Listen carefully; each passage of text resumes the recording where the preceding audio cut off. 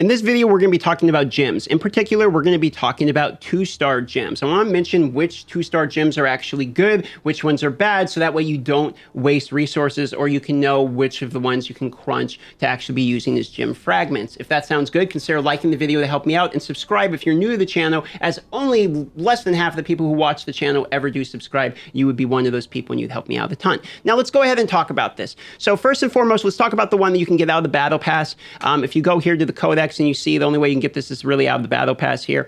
And if you check this out, each time you deal damage to an enemy, you can also get it by crafting, by the way, through the random, but not hardcore crafting, like you can't target it. Each time you do damage to an enemy, the damage increases up to a certain percentage, and then all damage you deal to elites is increased up by a certain percentage as well. So this is essentially an elite gem hunter. It's for when you're doing challenge rifts and you're going from elite pack to elite pack, and you're nuking the elite packs, and you're kind of avoiding the normal packs. This is sort of the standard strategy back in Diablo 3 type of days. And so if you're doing that kind of strategy in challenge rifts, going from elite pack to elite pack, this gem can actually be quite good. I don't think this gem is bad. I don't think it's the best 2-star gem, but I think it's usable if you choose to use it and you're like a free to play Andy, just getting the free battle pass ones. Okay, that's no problem. I want to talk about a gem I don't think is quite usable. Let's talk about Cutthroat. Okay, gain increased critical hit chance when attacking from behind. This can be good against bosses. I don't like this anywhere else in the game.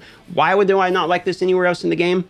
Because very often people are running at you, meaning minions are running at you, and you're grouping them up and then AoEing them down, etc. You have to actually be behind the person and hitting them behind. The turn rate on these minions is pretty fast, meaning you basically have to have another person in your party that they're facing or they attack it. I can see this being quite good in things like Shadow War, where you can attack the Immortal from behind, because crit chance can be quite high, or quite good when you have it quite high. But there's another problem that's even worse than this, which is because you have to have another person in your party in order for this gem really to be good, so the minions are attacking them and you can hit them behind. If that other person in your party is a Crusader, you're going to have a 100% crit rate literally anyway, because he's going to be running Banner, or at least all Crusaders in the party who are any good will be running Banner, because it gives you a 100% crit chance.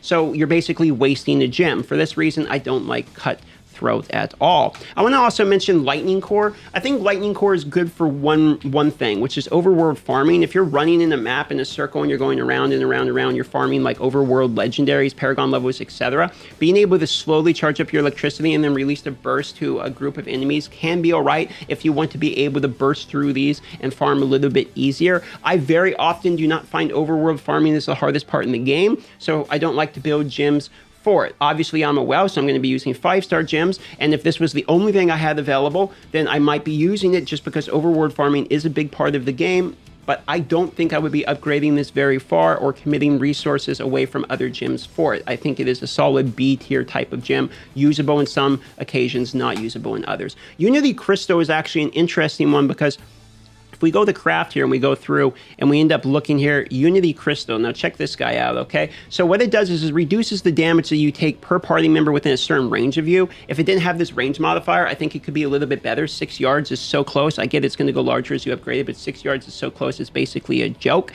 If you look at what it does when you hit rank 3, each nearby party member increases damage done by all party members by a certain percentage as well, and it will go up as you unlock it higher and higher and higher. This can be all right. I could see this. Maybe if this whole crystal, what it did is the party members' increased damage was better, and the reduced damage was the one that I would unlock, and if it was flip-flopped, I might like it more, because increased damage is what we're looking for. Again, reducing damage is not typically what we're trying to get, especially since we'd all have to be grouped on top of each other. Maybe we're thinking PvP. We all have one Unity Crystal. We all receive a huge amount of reduced damage less in the vault or something. Maybe we can use this. The problem is we all have to be on top of each other, so if they black hole or use any type of PvP or anything, we're basically just giving everyone us a really bad position and allowing them to wombo combo us with this gem. For that reason, I don't like this gem, okay?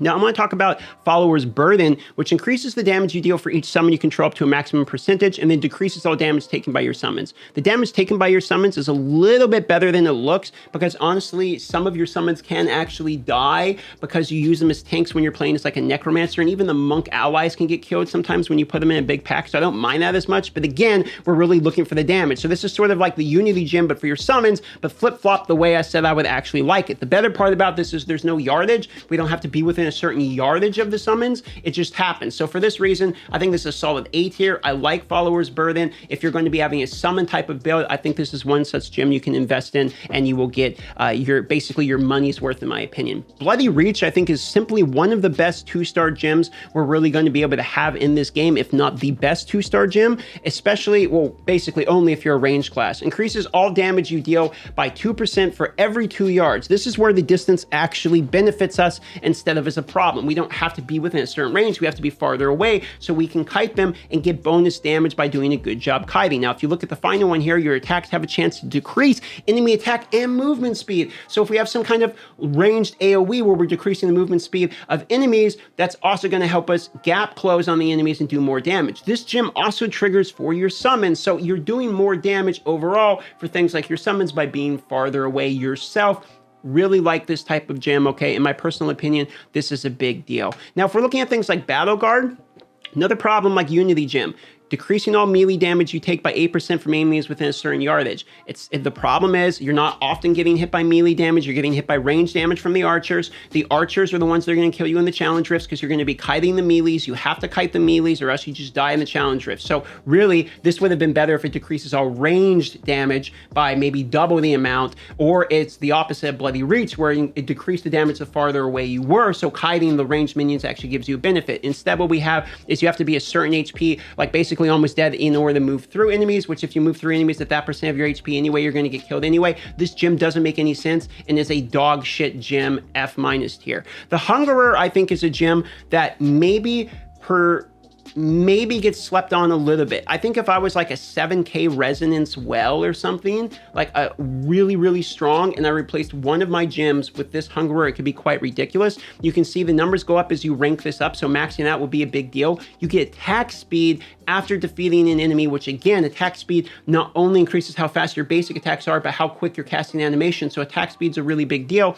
And the healing the base damage plus the life as you defeat enemies, I don't think is as bad as people think it is. I think the Hungerer gets the worst rap. I don't think it's an S tier. I don't think it's an F tier. I think it's maybe B, B+. I think it's usable, but it's not the first one I would be going for because we have other gems like Power and Command. Check this one out, where Power and Command alternate states every 9 seconds. The Power increases your primary attack damage by 8%. Command increases all other skill damage by 8%. So what does this effectively mean?